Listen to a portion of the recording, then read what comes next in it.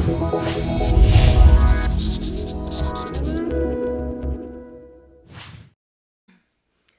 afternoon. All of my working life, I have lived and worked in and on Africa. I thus wish to start my inaugural lecture in the African oral tradition with a story from my fieldwork. I was in the neighborhood of Amsterdam, locally called the Belmeer, which hosts many migrants from Africa. It's a very colorful neighborhood with daily outdoor markets containing fresh produce, music, hair, and beauty products from Suriname and West African countries. But many inhabitants of Amsterdam consider it a dangerous place. Drug trafficking, illicit business, and the occasional shooting give the neighborhood a bad publicity. The police regularly conduct raids, and especially in periods where Dutch policy clamps down on the foreign population in the Netherlands, this neighborhood receives frequent negative media attention. With that background, here's a story of Joy and Douglas. Joy was a community nurse in Ghana for 10 years before coming to the Netherlands in 1995 to join her Ghanaian husband, Douglas. She became pregnant before regularizing her stay and had complications during the pregnancy. The doctors who assisted her, knowing her situation, overlooked most of her health costs. Joy was extremely grateful for this act of kindness and very eager to begin her life in this hospitable country. Within 2 years, she regularized her stay and found a job in elderly care. I met Joy for the first time when she was making a last attempt to get her Ghanaian nursing certificate validated in the Netherlands after working 6 years in the lowest ranks of elderly care. The agency charged with the task had already rejected her request once, but said that if she could produce more certificates, documents, and exam scores from Ghana, they would reconsider their decision. I carried some of those documents to Ghana so that they could be legalized by the Dutch embassy. Much coordination is necessary between Ghana, a country in which documentation is not easy to come by, and the Netherlands in order to produce all of the documents necessary. Migrants need to rely on someone back home to take the time from his or her daily occupations to travel to the capital city and wait in very long lines. Reaching the necessary people in Ghana via telephone is also not straightforward. Due to the numerous transactions necessary to get her documents legalized, Joy missed the deadline and therefore did not get her nursing certificate validated. She thus had to continue at the lowest ranks of elderly care, in which she essentially cleaned people's houses. Cleaning windows, this is not what I studied for. In my subsequent visits in the year that followed, Joy complained with increasing frequency about her dissatisfaction with what she was doing and how this affected her self-esteem. At the time, Joy's daughter Angelina, by now 7 years old, was encountering difficulties in elementary school. She had to repeat 1 year, and her teacher insisted that Angelina go to a speech therapist. Joy and Douglas did not feel their daughter needed speech therapy, but they followed the teacher's advice. After a series of visits, the therapist concluded that Angelina did not have a learning disability. The teacher rejected this conclusion and insisted that Angelina continue to go to therapy. At this point, Joy and Douglas were extremely annoyed. The therapist suggested that they change Angelina's school because even she found the teacher's reaction out of proportion. These two encounters with the Dutch regulations, one with the Dutch regulations that impose virtually impossible conditions for someone from a developing country to satisfy in order to gain accreditation, and the other with what she perceived to be a racist teacher in the public school system, brought Joy to the conclusion that there was no future for her and her family in the Netherlands. She confessed to me that at 45 years of age, and after all that she had invested in creating her life in the Netherlands, she did not wish to move to another country and start all over again. She had been through that and knew how much energy it took. Nonetheless, she decided to try her lot in the UK, where she had heard from other fellow Ghanaian nurses it was possible to have one's Ghanaian nursing diploma recognized by the authorities. This move had financial consequences, as she needed to pay for her trip and housing to the UK and would not have income for the first initial period while she was finding a job. In fact, Douglas, her husband, had to use all of his savings to support her and took on additional night job. This additional spending also had consequences for Joy's relatives in Ghana. Joy and Douglas were supporting a nephew through school in Ghana, and as a consequence of Joy's move, They were not able to pay for school fees for the remainder of the academic year. By the end of our fieldwork, no one in Ghana had been able to pay for the school fees, and the child was taken out of school. Joy and Douglas had also started a communication center in Kumasi, but as a consequence of Joy's move, they needed to shut it down. 2 years after Joy's move, I visited her in the UK. She had permanent employment as a nurse and was receiving training to upgrade her skills. Angelina, her daughter, had received the distinction Pupil of the Term in recognition of her high motivation and good grades. This story illustrates how migration creates multiple engagements in people's lives, both with those living back home and in the country where migrants relocate. It highlights how these multiple engagements link different parts of the world, for better and for worse. On the positive side, migrants can help people back home move ahead in life with a better education, more to eat, and the possibility to travel. Migrants themselves can earn more and provide their children with an education abroad. However, these advantages can be taken away from a migrant with very little warning and with great consequences for people both here and there. The story shows that policies developed by a government in one country can have direct, if unintended, consequences for another country. These linkages across countries forged by migration are the central focus of a transnational perspective on migration. Just 10 to 20 years ago, social science researchers sought to understand a local economy or culture by going to an African village and living there for 1 or 2 years, studying in detail what happens within the village boundary. We have since realized the necessity of going beyond the village boundary. Similarly, we cannot study aspects of migrants' lives by focusing only on a migrant neighborhood or a migrant city or a country of residence. In my talk, I will illustrate how a multi-sided design helps overcome blind spots that we, social scientists, developed by confining our analyses to the nation-state level. Multi-sided research is a core characteristic of a transnational perspective because we cannot understand a particular social phenomena without considering multiple geographic locations. We must also go beyond our normal disciplinary boundaries and move beyond the role model of the solitary researcher, still so prevalent in social science research, to work in teams with different disciplines represented. This is why I call my speech Bridging Boundaries. Let me start by looking at a study of migration and explaining how a transnational perspective helps bridge disciplinary boundaries. 2 main perspectives have guided the study of migration. The first, migration studies, focuses on migration from the perspective of the immigrant receiving countries. Migration studies considers how migrants integrate or don't within the host country, socially, economically, culturally, and whether social cohesion among the members of migrant groups is a deterrent or an incentive for integration. The second perspective, development studies, focuses on migration from the migrant sending country side, in particular, developing countries. The main research questions there center around whether migration helps induce economic development in these sending countries. Until very recently, migration studies and development studies hardly ever interacted, with separate bodies of literature, separate conferences, and separate academic departments. This separation in research is also reflected in practice. For example, several government ministries are responsible for policies concerning migration, but from very different perspectives and with very little interaction. Ministries of the Interior or Justice regulate migration flows into a country, and ministries of Foreign Affairs or Development Cooperation seek to make migration work for the development of migrant sending countries. This separation of migration into different fields reflects the dominant paradigm for how we view migration, as a movement either about leaving one country or settling in another.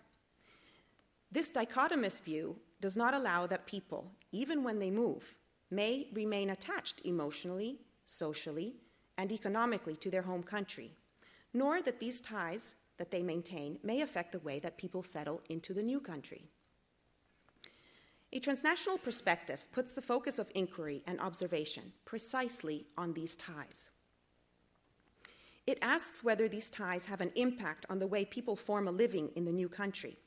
thus moving migration studies beyond the nation state and acknowledging that migrants' lives, identities, and objectives may have just as much to do with conditions in the country of origin as in the country where they settle. Vice versa, a transnational perspective also explores the mechanisms through which migration may lead to development by looking at the channels through which migrants maintain contact with their home country and considers social and cultural aspects of migration. It therefore moves development studies beyond migrants' home areas and a focus purely on economic aspects to also include what is happening to migrants in their receiving context in order to explain developments at home. There's a difference between transnationalism as a perspective, that is a way of looking at a social phenomena, and transnationalism as a phenomenon describing social reality. At its inception, transnationalism focused upon the latter, that is, a social reality that needed to be described. Glick Schiller, Bash, and Saint-Blanc, generally considered to be the founding mothers of transnationalism, focus on the phenomenon that forged ties between migrants and their home countries.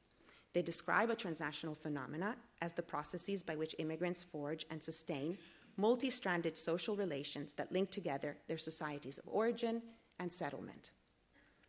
Since then, transnationalism studies have defined transnationalism in terms of economic ties, hybrid identities, and processes of communication reflecting the different disciplines it has attracted to this field of study.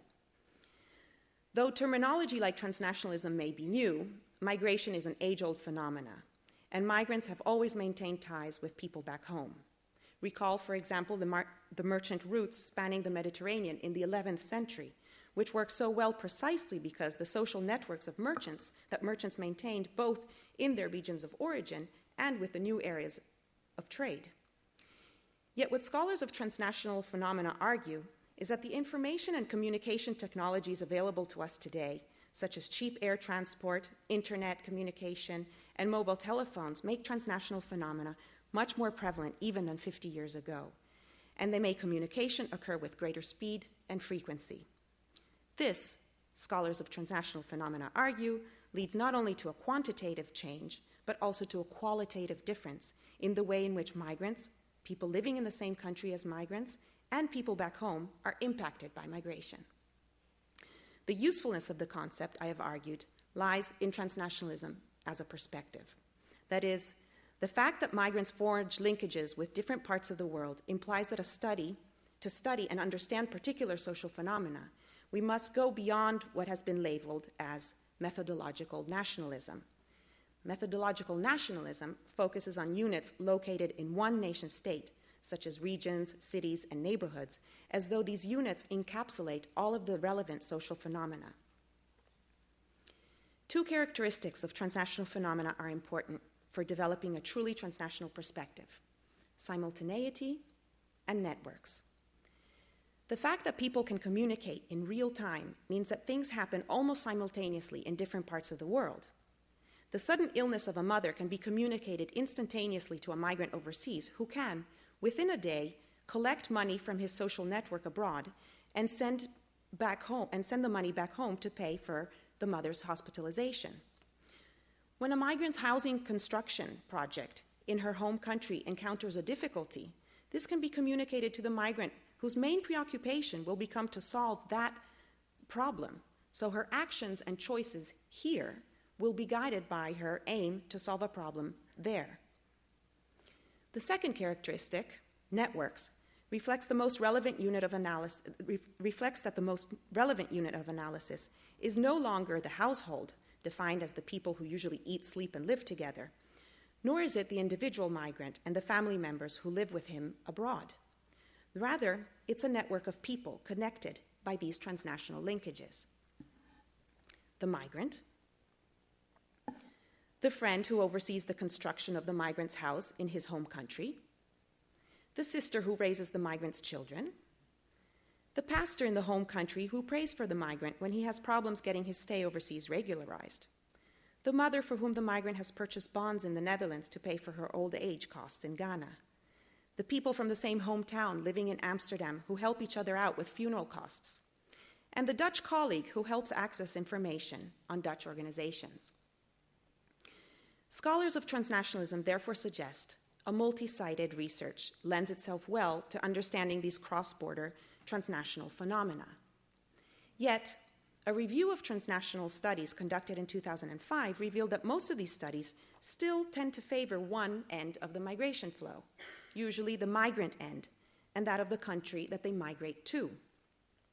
However, taking a transnational perspective means bringing the different localities of transnational engagement into one social science research program. Few do that due to the challenges of staffing and understanding multiple locations and of contextualizing the often fragmented information that comes from multiple sites.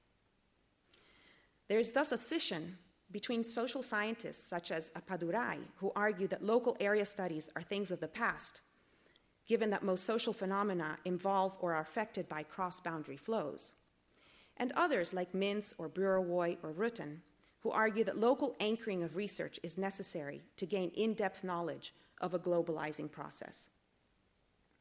My research group, first at the University of Amsterdam and Vrije Universiteit in Amsterdam, now at Maastricht University, has developed and is employing a simultaneous match sample methodology, SMS for short, that helps overcome issues of breadth versus depth and takes into account simultaneity and networks. It makes use of mixed methods and employs teams of researchers based in the different geographical sites relevant for the particular social phenomena. This methodology has been described fully in various publications. Here, I just want to highlight 3 elements.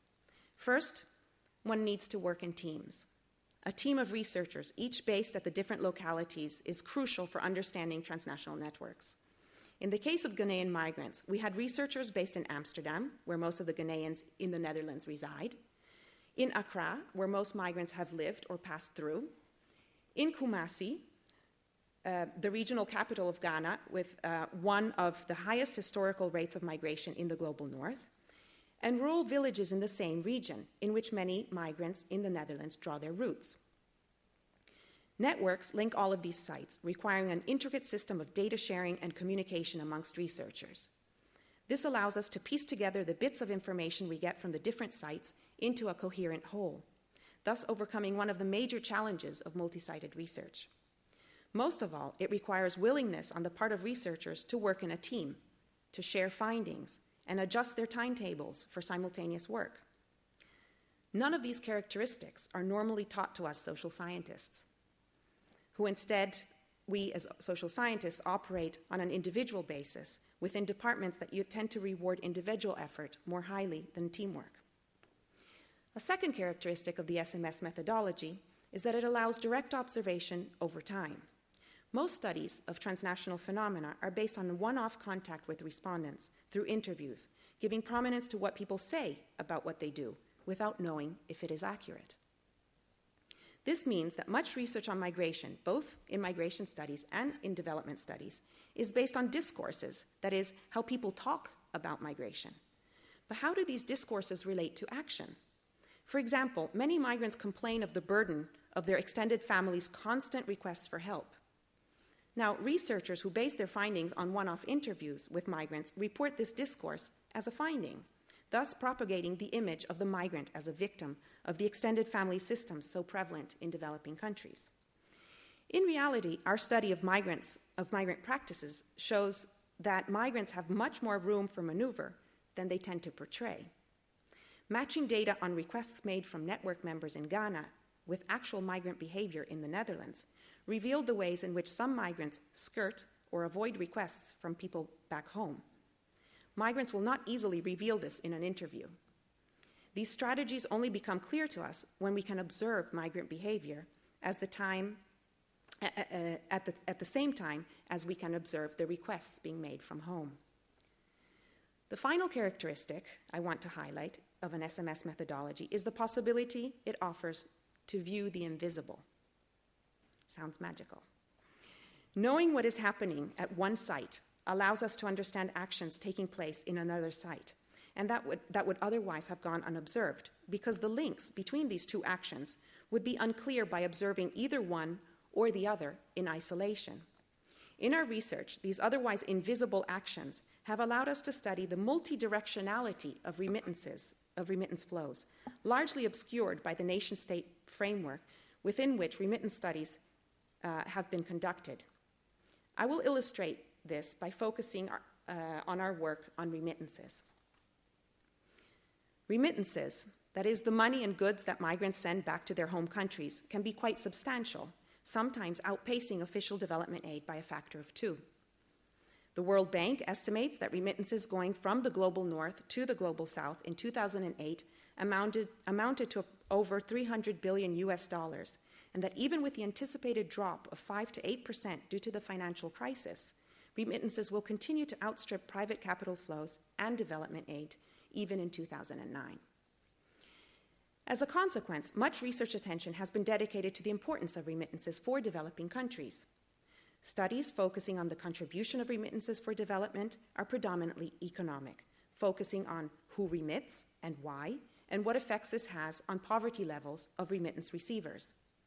The unit of analysis in such studies is the household in the home country. Transnational migration studies have looked at remittances in terms of their social and symbolic meaning. These studies ask how remittance sending affects identities, political processes at home, gender roles, and intergenerational relationships. The unit of most of these studies is the migrant abroad. Now, both of these kinds of studies make 2 assumptions.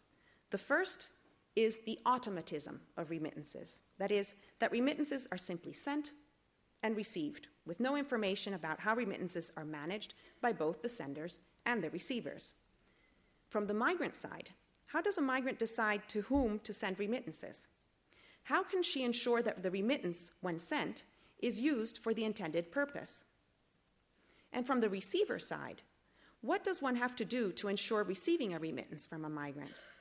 When researchers give equal emphasis to both sides of the migration stream and allow for direct observation, as we have, they learn that migrants engage in activities that allow them to manage their remittance sending. In the Ghana Transnet study, we found that migrants manage their accessibility to people from home and oversee, at a distance, how their remittances are used. For example, they have multiple cell phone numbers that they give to different kinds of people. They use non-kin related friends to distribute remittances to the different recipients, and these friends, who themselves typically have had a migration experience and therefore know how much hard work goes behind a remittance, ensure that the remittances were used for the intended purpose by checking up regularly on the remittance recipients. Remittance practices also include the people at home and their activities that they engage in to preserve their relationship with the migrant. This puts remittances within an optic of reciprocal relationships, first highlighted in Mauss's work on the gift, although there in a context of a village economy, not of a transnational network arising from international migration. We found migrant network members engaged in various sorts of activities, like overseeing housing construction for the migrant, raising a migrant's children, managing migrants' businesses at home. All of these activities take time out of people's daily lives, but helps ensure access to migrants' remittances.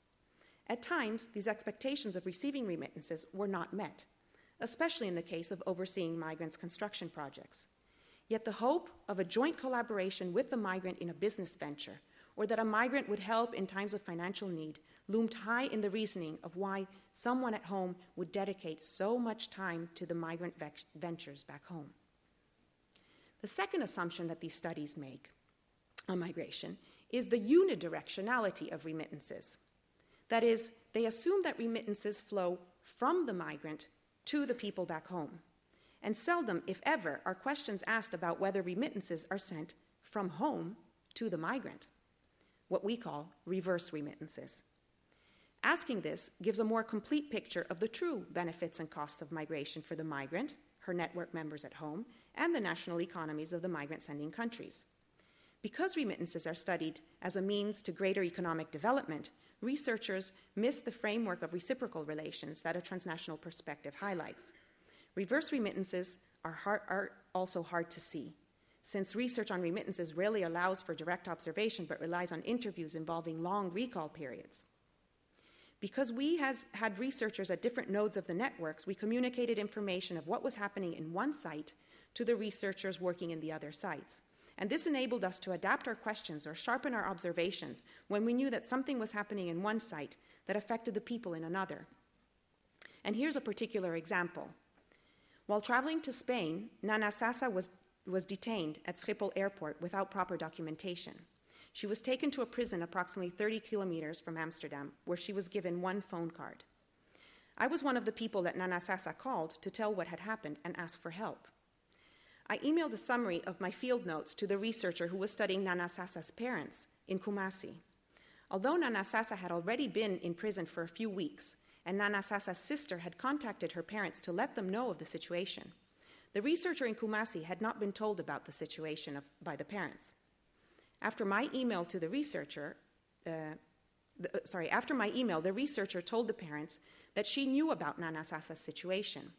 The parents, seeing that Nana Sasa trusted us with the information, let the researcher in on the details of what was happening. They were making phone calls to the Netherlands, staying at home to receive calls from the Netherlands, abandoning agricultural activities on the farm located a day's travel from Kumasi, so as to be present for any decisions that needed to be made concerning Nana Sasa. And they attended prayer camps for 2 weeks with fasting and prayers, at which donations were also made.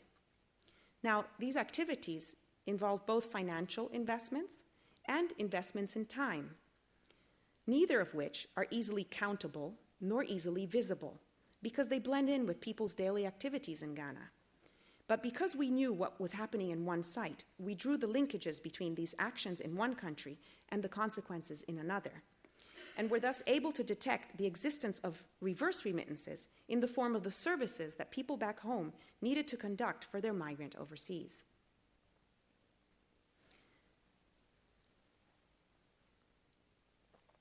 If I have to summarize our work on transnational migrant networks, I would use the phrase double engagement. Migrants are simultaneously concerned with making a living and participating in the host country and in maintaining active linkages with their home country. Remember Joy's story that I began with? While concerned with developing her career as a nurse and her daughter's education in the Netherlands, she and her husband were investing in a business in Ghana, and they were helping a nephew through school. The double engagement of these new migrant groups reflects in the spending patterns of respondents in the Ghana Transnet study. The remittance spending patterns show that Ghanaian migrants spend on investments in Ghana, such as businesses and housing, subsistence, education, and health needs of the extended family, and on cultural ceremonies that maintain their and their family's reputation back home. Yet, these very same migrants were also very active participants in Dutch society.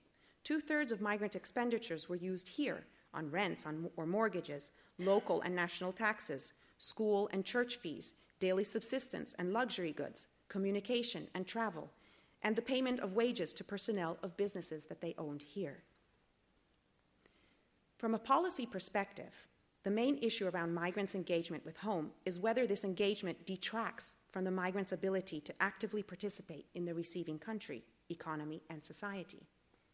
Indeed, political debates currently center on the opinion that engagement with home runs counter to migrant integration.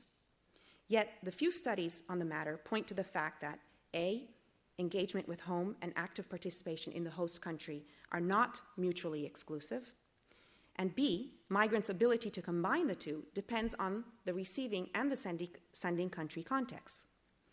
From a transnational perspective, we notice that the more people are able to be doubly engaged, the more successful their projects are, both here and there. The completed housing projects, the thriving businesses, and the successful community development projects in Ghana that migrants engaged in were those in which there was an active communication between migrants and their home communities, sustained by communication technology such as email and internet, but also through frequent visits and trips of migrants back home to their home communities. This enabled them to check on their investments, to build relationships of trust with those who manage their investments back home, and to forge and maintain important business linkages between both origin and destination countries. Interestingly, also the other way around was also true. That is, the better things were going for the migrant back home, the more they were able to focus on their lives abroad. It was when people were able to satisfactorily provide for the health care of their elderly parents back home and had made an investment in their own or their extended family house that they felt they were able to invest in a home in the Netherlands or start a business here. Yet, while we've argued that migrants are doubly engaged, it should not be assumed that double engagement is always a characteristic. The hardening policy towards migrants of the last few years in some EU member states has led to embittered feelings and ultimately the departure of some for greener pastures. Just recall Joy's story. The analysis of spending patterns from a transnational point of view raises the question of whether this is a desirable outcome. On the one hand, a migrant's ability to contribute to her home country is set back by the efforts that it takes to integrate into a new country and the resources this will absorb. On the other hand, only those who have higher chance of making it elsewhere will leave, that is, those who are educated and those with papers allowing them to travel. These people are a lost opportunity for receiving countries seeking educated workers. Those with few financial resources, a low level of education, and illegal status stay behind. Due to their status, they have difficulty integrating. They're stuck and have few options to leave. Ultimately, a hardened migration policy has incited those with the financial resources and skills to leave, and those with few resources and illegal status to stay with little or no possibility of integrating into the receiving country society. How does this all relate to the research program I'm setting up here at Maastricht University? One area in which transnational research has begun and where it can greatly contribute to alleviating blind spots is the study of the family, which is the focus of our current research. The family has been conceptualized as the basic unit of the nation state, with the nuclear family, parents and children living together under one roof, considered the norm. Family sociology, demography, and child psychology studies that look at migrant children consider proximity as a prerequisite for interaction and exchange within families, thereby ignoring family ties that cross borders. As a consequence, transnational family practices are ignored or assumed unfeasible. Migration and development studies are focused on economic effects of remittances and therefore ignore what effects migration has to the different family members. Transnational studies are just starting to look into what happens to family ties across nation-state borders without presupposing that distance makes these ties weaker or less relevant for explaining social phenomena. Yet such studies have until now been small in scale and have not followed all the members simultaneously and have focused on transnational families without a control group to investigate what is particular about the transnational family. The relevance of such a study is great. Many parents go overseas to earn a living, in part so that they can ensure a better future for their children. In many such cases, children are left in the country of origin to be raised by their caregiver. In Ghana, for example, it's been estimated that fewer than half of school-aged children live with both parents, fewer than half, and 20% live with their mothers only, and 9% with their fathers only. Yet we don't know what proportion of this is due to parents' migration overseas, and what is part of an age-old tradition of child fostering practiced within the country. No quantitative data exists on this phenomena, and there's little systematic evidence on the effects that transnational child-raising arrangements on children and parents. Moreover, the effects that such arrangements have on caregivers are hardly taken into account. In the transnational migration group I've established here at Maastricht University, we will bridge the boundaries between classical anthropological studies of child fostering systems in Africa and transnational migration studies to ask how child fostering is working and with what consequences and under what conditions of global migration. We will do this for various African migration flows, giving equal attention to the outcomes for children, their migrant parents overseas, and their caregivers back home. Now, up to here, I've focused on research, but there are clear linkages with teaching. Part of my task as the chair of Globalization and Development is to bring issues of globalization and development more to the fore of the teaching here at the Faculty of Arts and Social Sciences. And I would like to do this by teaching globalization and development from a transnational perspective. This entails bringing the linkages that exist between the Global South and the Global North, as well as within and between the Global Souths, at center stage. I've shown in this speech how approaching topics from the perspective of these linkages provides a shift in frameworks through which to analyze topics such as migration and the family. However, such a framework can be used for other topics of relevance to globalization and development studies, such as governance systems, for example, or natural resource management. Think of, for example, the systems of justice that are created after violent conflicts in developing countries, ranging from international tribunals to courts of reconciliation, in which international ideas about justice, predominantly developed and created in the West, interact with local systems and ideas about justice, resulting in what are called transnational forms of justice. Another example relates to the indigenous communities, their struggles for rights to the land, to the natural resources of lands on which they live, against the interests of large multinationals. These communities are able to tap into global discourses on indigenous rights, on nature conservation, and the like, but then they adapt them to their local context in order to elicit support, sometimes even against their own governments, from a wider transnational community of activists. Studying and teaching such topics means bridging boundaries between disciplines and between geographic localities. The Faculty of Arts and Social Sciences provides a ripe context for such an endeavor, given its long tradition with interdisciplinary teaching, as well as its expertise on the effects of global processes on things as disparate as European administrative governance, the discourses around international adoption, and collaborative policy development between global North and South around nanotechnologies. Bringing together these existing areas of expertise and combining them with knowledge and expertise on developing areas is a perfect way to establish a truly transnational teaching program that combines both depth in scope as depth in understanding. If one takes a transnational perspective seriously, this entails interdisciplinary teamwork in order to bridge the artificial boundaries we have created between disciplines. This involves a different praxis of doing research and teaching. Maastricht University, with its emphasis on problem-based learning, has come a long way in developing a new praxis around teaching. In research, as I've illustrated with the SMS methodology, a transnational perspective implies going beyond the single researcher model who collects his own data and is rewarded for single-authored publications. Working in teams requires a new praxis of doing research, restructuring the way academic incentives are created, the way we reward valuable research contributions, and the value system that we create to incite researchers to work together. Current valuation systems for research that penalize researchers for co-authored publications are a byproduct of the sole researcher model emphasized in the social sciences until recently. The time has come to go beyond this model, and Maastricht University, with its leading position in interdisciplinary teaching, is an excellent place to begin. Now I would like to extend a word of thanks. My path to this podium has not been a straight one. I went through many deviations, during which I met many influential people whom I would like to mention. I should start with my father, who sowed the seed for my interest in Africa when he encouraged me to pursue a career as a translator for the United Nations, given my talent for languages.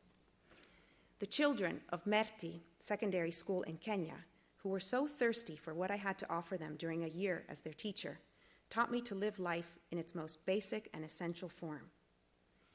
They gave water to the seed that my father had sown, and it bloomed.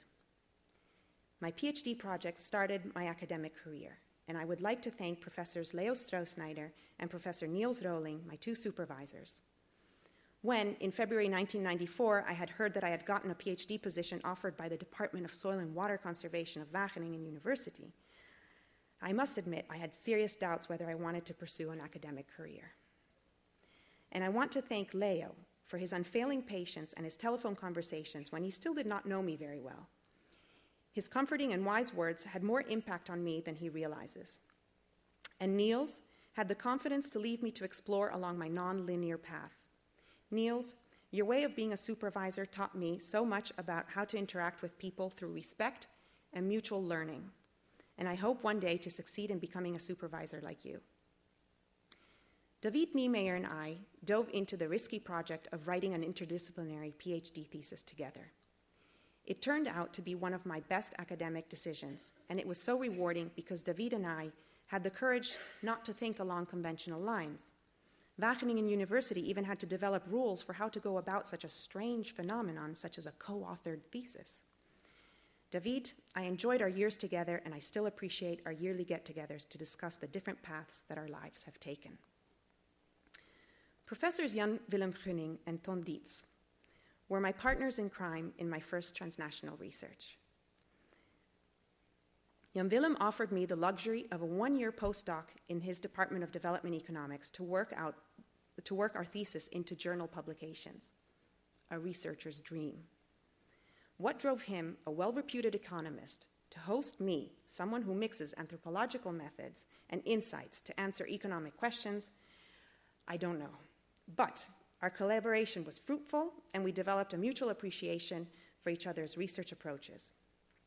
Ton, thank you for your interest in my work, for creating a permanent position for me at the University of Amsterdam, and for teaching me about the workings of Dutch academic life. Mirjam Kapke and Lothar Smith, my first two PhD students, embarked in this adventure of an SMS methodology for doing transnational research. The success of the Ghana Transnet program is thanks to their enthusiasm and their perseverance.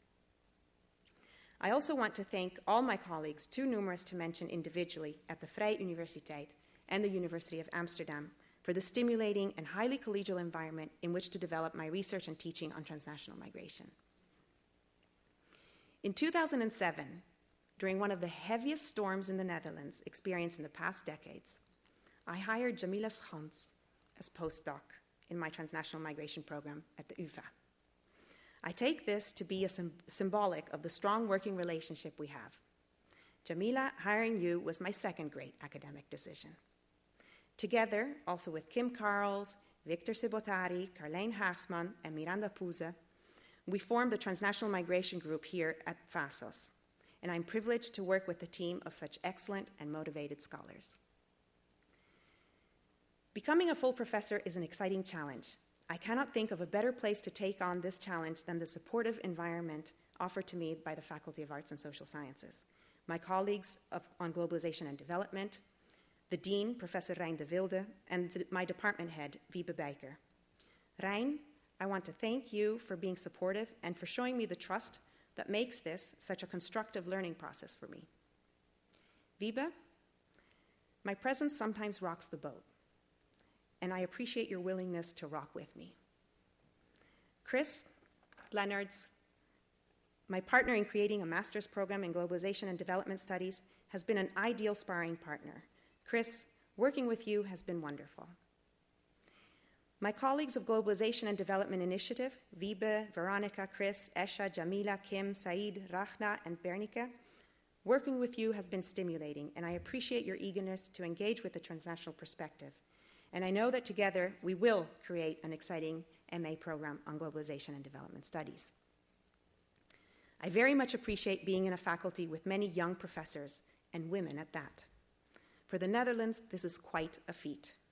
Professors Marjolein van Asselt, Sophie van Hoonhaker, Karen Bijsterveld, and Maaike Meijer, in particular, have helped in teaching me some of the ropes, and I look forward to our continued collaboration. Finally, I would like to thank my parents, who provided me with a supportive family and who stimulated in me the interest for things transnational. To my sister, a special thanks for being a supportive sparring partner, and my brother for helping me relativize about my job. You call writing and traveling the world over to speak with people a job? I would like to thank my neighbors from Amsterdam who are here en masse today for being my family away from home. And last but not least, to Luca, Saskia, Mattia. Luca, whose strength and love gives me the courage to go beyond what I perceive as my boundaries. And Saskia and Mattia, who have accompanied me since their birth on my journeys across many borders, and at the same time have kept my feet firmly on the ground. Luca, Saskia en Mattia, you are the joy in my life. Ik heb gezegd.